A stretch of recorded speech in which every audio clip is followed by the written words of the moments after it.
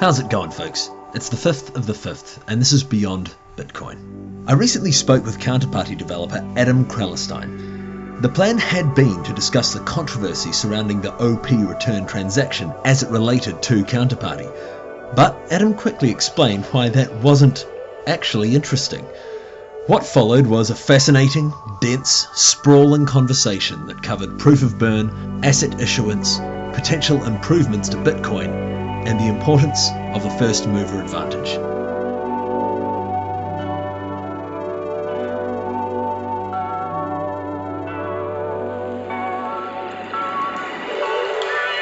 While I was talking to other people about interviewing you, I actually got the impression that many people haven't really become acquainted with Counterparty as a project.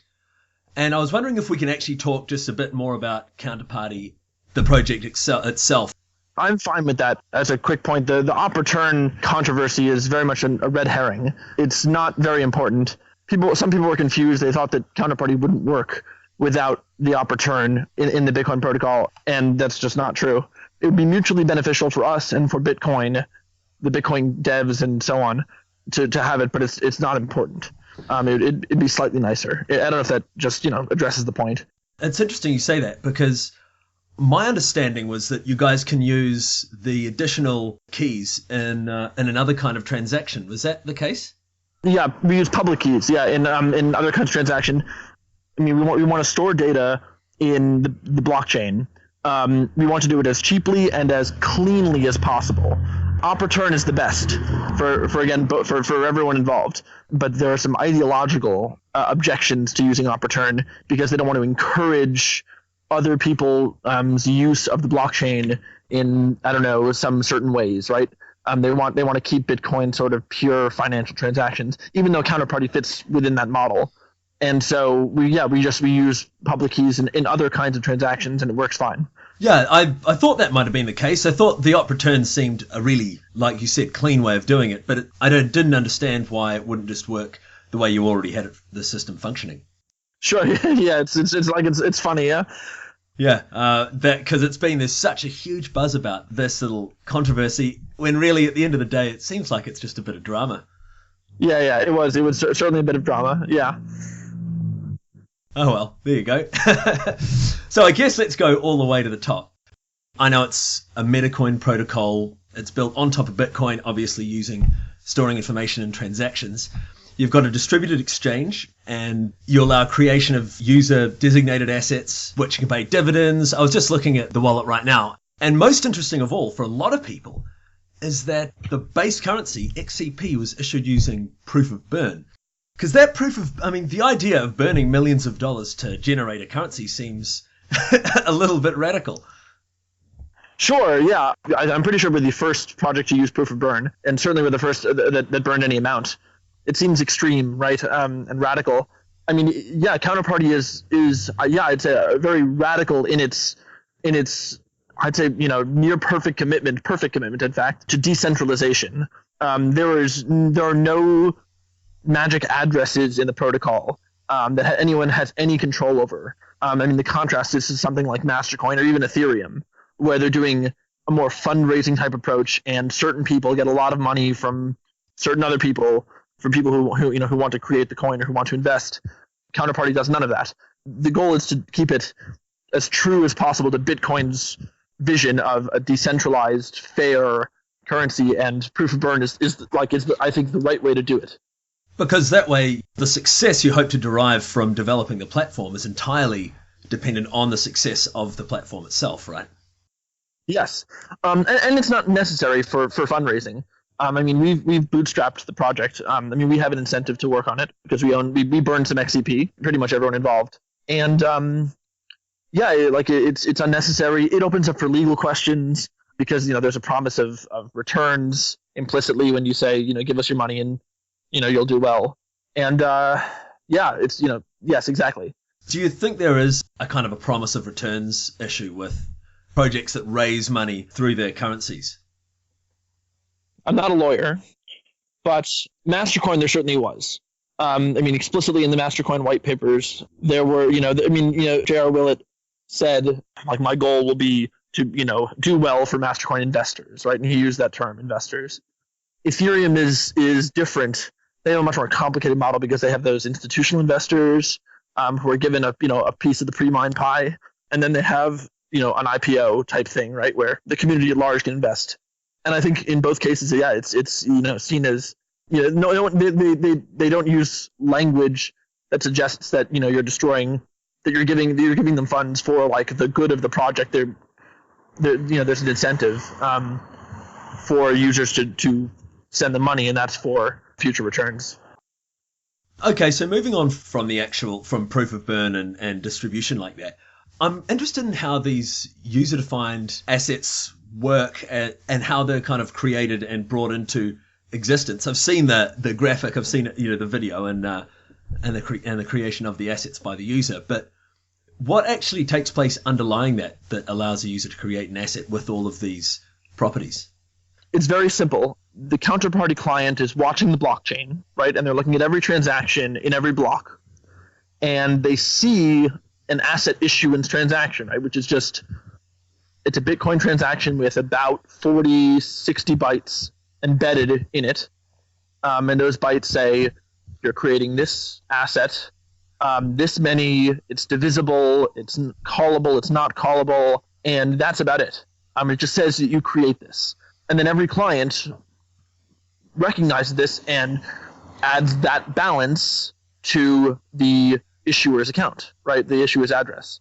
So if address A issues X amount of asset B, then when it sees that transaction, it credits that balance, and that's it. And as long as it does that deterministically, that's all that needs to happen. It's slightly more complicated because you can reissue assets, and you have to check for previous issuances, make sure that they accord in terms of rules, and make sure that the asset hasn't been locked, and so on. But that's all handled when it sees that message. Okay, so that's client side. Mm-hmm. Yes. Okay. Everything is client side. It's all, yeah. So your use of the blockchain is more as a time-stamping mechanism. Is that what I'm understanding? Like to Yes. Yes. Time-stamping and proof of publication, I guess, are the two services. It's every transaction is ordered relative to all others. Every transaction is ordered within a block, and then all blocks are in a strict order, and that's all that matters. And the way the counterparty parses transactions, it goes block by block, transaction by transaction, absolutely linearly, for simplicity and robustness. Mastercoin, for instance, doesn't do that. It'll go back in time. Sometimes it'll see a transaction, it'll go, wait a minute, was there another transaction that came before? Maybe, and it'll check, and that leads to complexity. Counterparty reads each transaction has a well-defined balance after every transaction. That's it. So, I guess another thing I'm interested in is how do these a lot of these assets require external data feeds, right? The assets don't require external data feeds. There are data feeds in Counterparty, and bets are made on those feeds, but the assets themselves generally aren't. So if you issue an asset that's backed by gold, say, then the market price of that asset will generally tend towards the price of gold as determined by the market, as determined by the users and the holders of that asset. That's different from publishing an oracle, a price feed, which would be used as the subject of a bet. Okay, you've got these broadcasting and feed operators built into your system, right? Mm-hmm. So how can you be sure of the integrity of the feed itself? Does it come down to the reputation of the feed operator? Yes, it does, and there are two aspects to that. One is that if the feed operator were ever to lie, it would be immediately obvious, right? I mean, if you're publishing the price of gold in dollars, right, then it's very easy to tell when the price of gold isn't, it's different from what it, from what it said. And that, I mean, and you can do it even better because the feed operator should say, I'm getting my price from this at this exact time, right? And so as long as you say, at this exact time, I get this price from exactly the source with the same level of precision, you can't lie to anyone without everyone immediately knowing, and canceling their bets and so on. So it's just not really Sure. It's just not really feasible to. Yeah, you can't. You can't do anything. There's something hidden in any of it. I mean, if you want to publish a feed that has no basis in reality, right? That's just a series of numbers, and you say that they're random. It's hard for someone to say that they're not random or they are random. I mean, you can still do a statistical analysis, to see if they generally follow a random pattern. Yeah. But there's a bit more to it than something that's publicly available to be compared. Sure. And then there's just the general, you can just assume to a degree that the feed operator is rational, and in the long run he'll be incentivized to be honest. Because it's possible to collect a fee Yes. as a feed operator. And you can collect any fee. When a feed operator broadcasts information, he gets to pick whatever fee. And so if the fees aren't high enough for him to justify being honest, he'll raise the fee and do that. The market will find a price for feed operators of whatever kind that will properly incentivize it. This that brings up this kind of this idea of price discovery, which these new protocols allow to take place for things that otherwise weren't really able to experience price discovery. You know what I mean? Yeah. So what are your thoughts on that? I mean, that's something that I find on the edge of conversations, but it's a bit opaque to me. You mean for the distributed exchange? Yeah. Yeah. I mean, you need an efficient market, right? You need a market with where the dynamics of the market, right, and the fee system and the incentives all lead to a small spread and a convergence to a particular value, given certain market dynamics. And Counterparty is designed first and foremost to have that be the case, right? For instance, all orders in Counterparty are limit orders or something very similar to it. And so, if there's an order out for a low price and order out for high price, and you create an opposite order, you'll match the low price first.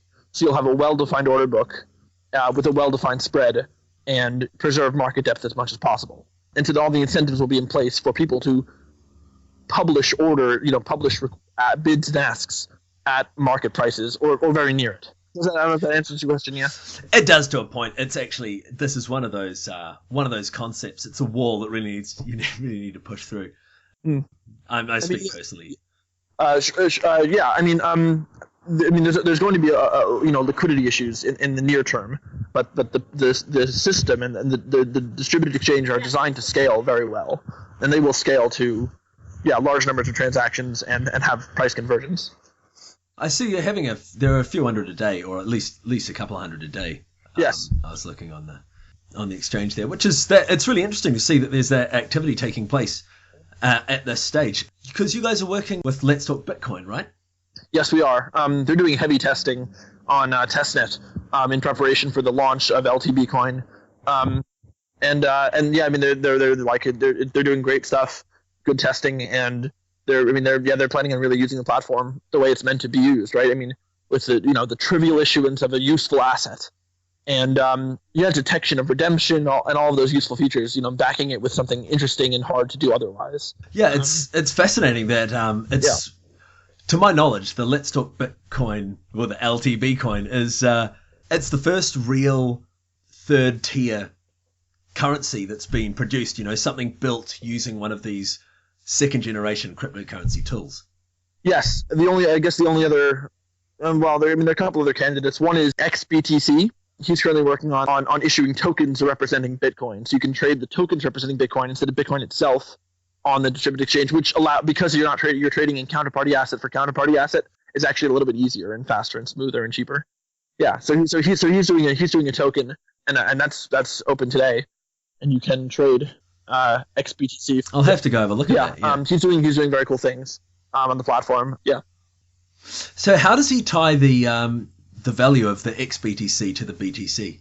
When you send him BTC at a particular address, he sends you XBTC and vice versa. Minus a 0.1% fee or something very small. Right, of course. Mm-hmm. Yeah, and that's how they back. That makes sense. Sure. Okay, that's another thing. I wasn't aware that so much was going on there. Oh yeah, hey, what do you think of these ideas of side chains and tree chains with Counterparty, and how do you think they will affect Counterparty's design going forward? So I was actually at this Bitcoin Expo in MIT Bitcoin Expo today, and Gavin was asked that question, Gavin Andreessen, and he called and he was exactly correct. He called them both half-baked ideas. I guess for the best proper treatment of the subject, or at least side chains, is done by Vitalik Buterin for Bitcoin Magazine maybe a week or two ago, and it's correct. Uh-huh. Sidechains aren't. They're incomplete. There's no. They're not a proposal for anything in particular. They're not any new technology. They won't push innovation, and they don't actually hold any. They don't actually make anything easier for Counterparty or for Bitcoin 2.0 in general. For instance, I mean, so sidechains, as discussed today, despite all the hype, are really just merged mined chains with a two-way peg to Bitcoin, right? You understand? I do. So would that represent a security bottleneck, do you think? So there's a big security problem in merge mining. Merge mining is how Namecoin is run, for instance. Yeah, I know the one. And merge mining allows you at some level to have to incentivize Bitcoin miners to mine your coin in addition to Bitcoin at the same time without losing any money. The problem is that it also makes it free for those miners to attack your coin, right? So if you're a chain with merge mine with Bitcoin, that anyone mining Bitcoin can attack your coin for free without losing any money at all, unless everyone's on board. Yes. I mean, so all the other ones could be on board, but any miner can attack the sidechain, right? But if everyone else is on board, then yes, you have ideally all of the mining power for the network, right? So the incentive mechanisms are a little questionable, especially as you get up to 90 or 100% of the mining speed of Bitcoin. As you ramp up, once you're 20 or 10, 20% of the hash power of Bitcoin, then any mining pool in Bitcoin can kill you off for free, and they might have a strong incentive to do so. So and that problem isn't really resolvable. It's based on the economics of merge mining. That's merge mining. Yeah. So that's merge mining. It's a neat idea, but it's not actually good. Yeah. What about tree chains? I'm kind of just pumping you for ideas that relating to these really current subjects, because it seems like Counterparty seems like such a complete product. Looking at the exchange. Yeah. It's really interesting to think kind of where this whole meta protocol thing's going and how it might evolve with the space. Yeah, I mean, so the reason the Counterparty is so complete is because it lets Bitcoin do all of the hard work. It really does inherit all the security of Bitcoin without any real problems. It's limited in the amount of data that it can transfer in a message, but financial transactions are small. They're 80 bytes is easy. Yeah, so it's like very easy to develop and iterate on Counterparty to add a new message type or whatever. I don't have a particularly good understanding of tree chains except that you have the same problem where you have with side chains or with anything else, which is that you're still building off of Bitcoin, and you're still limited by Bitcoin and by compatibility with Bitcoin. I mean, if you're talking about tree chains as used for speeding up the block time, that's a neat idea. Like the Ghost protocol, I think it's called. That's a good. It deserves to be explored. And the Ghost protocol is where false or unused blocks are allowed to count toward the proof of work. Yes, exactly, and that's the correct direction to go in. It's absolutely worth exploring. It's not so relevant to Counterparty. Counterparty could go into an alt chain, it could go into a side chain, it could go into something else. But the reason that we built on Counterparty, besides all the benefits we get, in terms of development speed and security, is that first mover advantage matters a lot. Worse is better, and it's important to release often and iterate often, right? Release early, release often. And if it were ever necessary, we could move to another chain. It wouldn't be hard. You freeze balances. You release a new client. Yeah. Everyone agrees that it's the obvious thing to do, and you do it. And you can move to a side chain with faster transaction times and faster block times and more space for hiding data in the blockchain and so on. But it's not. There's no compelling innovation there. Not at all. I mean, even the Ghost protocol will only theoretically improve block times by maybe an order of magnitude. You're not going to get down to 1 or 2 second block times, and you'll never get there simply because of the speed of light. That's a pretty hard limitation there. Yes, it is. When you think of the future of cryptocurrency, are you thinking of more blockchains or more efficient uses of the Bitcoin blockchain? I lean towards the latter. I think that the first mover advantage that Bitcoin holds is pretty compelling. Bitcoin, and that in computer science and technology in general, good enough is what matters. It's Linux that everyone uses. It's not Plan 9. However much I love the design of Plan 9, people don't use microkernels. They use Linux, and it's crufty and bloated, and it's the bizarre model instead of the cathedral, and that's what Bitcoin is. It's not particularly elegant. It uses a lot of brute force, and it's incredibly inefficient, but it works, right? I mean, SHA-256 as a mining algorithm. Why? It's very odd, right? And moreover, like, not even SHA-256, double SHA-256, right? As if that mattered. It's a worse is better thing. And Bitcoin, certainly in terms of institutional support, mind share, security, is far beyond anything else. I mean, even Litecoin, right, which is the second biggest blockchain by hash power by a significant margin, has it secured dramatically less than that of Bitcoin. And if you start moving away from something like Bitcoin, then you start to have a whole new set of problems that nascent coins and nascent chains will have to encounter. For instance, attacks by botnets, right? And other things that Bitcoin just sort of grew past those, right? There were times in Bitcoin's history when $1 million worth of ASICs could kill the industry, just could kill the chain, right? Not any longer. We've sort of because it was the first, it got past all of that. Because by the time people figured out what you could do, it was already too late. And so that really matters. And blockchains are generally in that vein. They are all that worse is better stuff. And that's why we built Counterparty on Bitcoin. Yeah, I mean, there might be other useful decentralized consensus algorithms out there. I mean, no decentralized currency is ever going to be very efficient. It's very, very inefficient in general terms to broadcast every transaction to everyone and have them store it forever. And that's effectively what Bitcoin does. And a large part of that is effectively what any cryptocurrency will have to do, right? Everyone has to be able to check the balance of any other address. And that's going to be less efficient than an alternative. And so I'm inclined to say that there will be Bitcoin as this inefficient, low frequency, high reliability, high security, high availability network.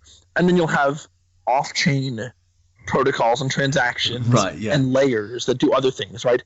Faster transaction times, insurance, more complicated contracts, and so on. One such layer, of course, is Counterparty. You're thinking of a future where we have this central, like you said, robust and proven system in Bitcoin. Yeah, I mean, in the long term, Bitcoin will be an interbank protocol, right? It'll be a digital gold, right? And who trades gold, right? Banks trade gold, right? And people trade receipts for gold, right? They trade gold tokens or gold slips or whatever, right? No one actually hands around gold, right? Because it's inefficient. And I think that's how I see it. It'll always be cheaper than a lot of other things. I see what you're saying. So the actual load, because it's such a clunky old system. I mean, it's such a clunky system. Sure, yeah. But it certainly is nothing like cutting edge in terms of computer science. Right. And it just even sending money with, sending money from my phone, sending a Bitcoin from my phone to another address, you've still got to wait. Yeah, I mean, 10 minutes, it's better, right? And it's good enough that people might start using it for e-commerce at a serious scale, right? And I think that they will, but it's not even close to optimal.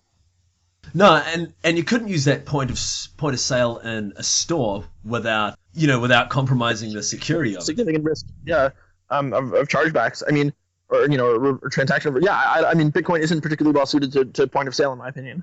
But that's a really interesting stance. I mean, that's how it kind of seems to me. But there's such a drive for vendors to accept Bitcoin. You see these stickers on a subway, and it just I mean, people are. It's the same thing I mentioned. Like it's this whole first mover advantage, right? So right now, it's actually very hard to execute a double spend in Bitcoin. A zero confirmation transaction, right? Whatever that is, in Bitcoin is it's actually pretty reliable right now, because miners are all using the same vanilla Bitcoin software, and none of them have patched their software or modified it in any way to accept double spends with higher fees or whatever. And that's very much a temporary state, a temporary circumstance, which, as the market gains maturity, will evaporate. And it drives adoption right now. but in the long run, it's just not going to be the case. Yeah, I mean, that's the advantage of having it, right? You know, it's this nascent technology, and everyone's using it for, you know, buying coffee at the shop, but, you know, they could easily walk out and, you know, walk out of the coffee shop and reverse the transaction, and 95% of the time they'd be okay. But that said, you know, Bitcoin still offers an incredibly compelling solution for international remittances, and for, you know, e-commerce, I guess, in general. Yeah. I would have expected to see the remittance market with Bitcoin take off by now. I guess I do see that something like that requires an options contract that might be deployed by using counterparty just to ensure the money. But yeah, why do you think that hasn't taken off already? I'm not sure, but my guess is that the people that use remittances are generally not technology early adopters. I mean, Bitcoin could do wonderful things for the unbanked of the world, right? But they're not the low hanging fruit. It's rather Silicon Valley, New York, I don't know, westernized, civilized, you know, broadband using smartphone holding world that's going to get on Bitcoin first, if for no other reason than it's more usable to them. I mean, the blockchain is 19 gigabytes, and you know, technology awareness and familiarity is higher in that demographic. Yeah, I mean, so Bitcoin isn't a very compelling option for consumers as a rule. You know, if I had to purchase something on the internet, I'd be hard. You know, when I do, I'm sometimes I go with credit cards and sometimes I use Bitcoin. For the merchant, it's there's no question, right? Because they have to deal with the chargebacks, and because they have to foot the bill in credit card fees. But for the merchant, it's sort of a wash. People aren't using Bitcoin today because it's a necessity. They're doing it because they can, because it's interesting and new and has a lot of promise, an enormous amount of promise. But I think in general, it's not always the people that will benefit most from the development of technology that adopt it first.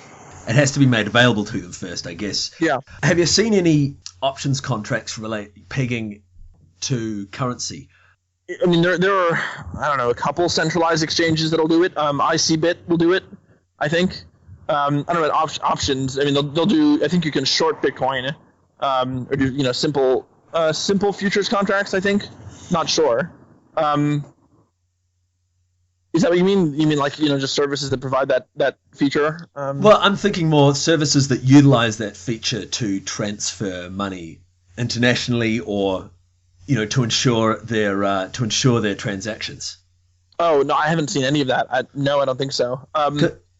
That seems like that's a key piece of the puzzle. Sure, and that's part of what Counterparty's, you know, looking at is making peer-to-peer, right? Making anyone be able to create a CFD for Bitcoin against any other currency, you know, trivial, right, and free, effectively. Right now, there are very, very I don't know, narrow bottlenecks, you know, for usage of things like, you know, options to hedge against, you know, options or just general, you know, derivatives to hedge against volatility risk and so on. I mean, you know, there are a couple insurance, you know, there's Zappo does insurance, and if you buy something on Coinbase, it'll take the volatility for you. It'll handle it for you for the couple days it takes for your ACH transfer to go through, or whatever you use, SEPA. Yeah.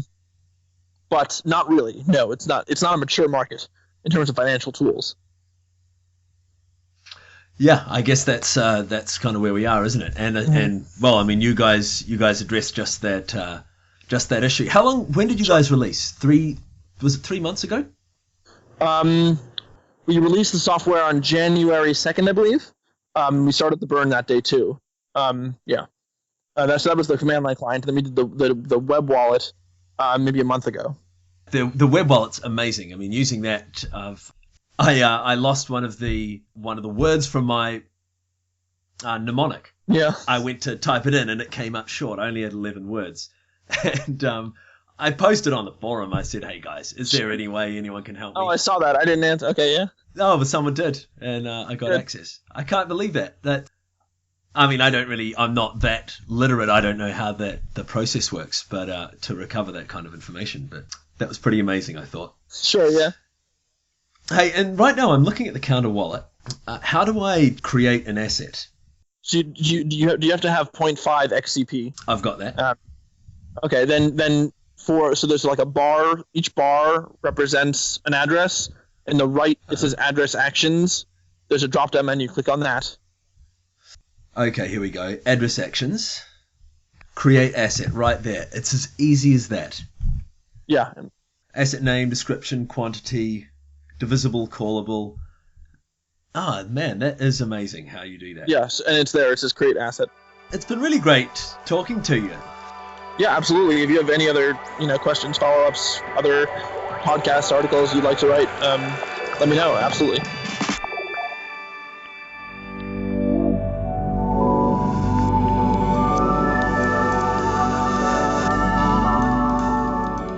Is there someone you'd like to hear interviewed? Head on over to the Beyond Bitcoin Show subreddit to suggest interviewees and to tell us what questions you'd like to hear answered. Also, you can find information on the Mumble server and any hangouts that might be going on there. By all means, join the conversation. The more the merrier. Take it easy, guys.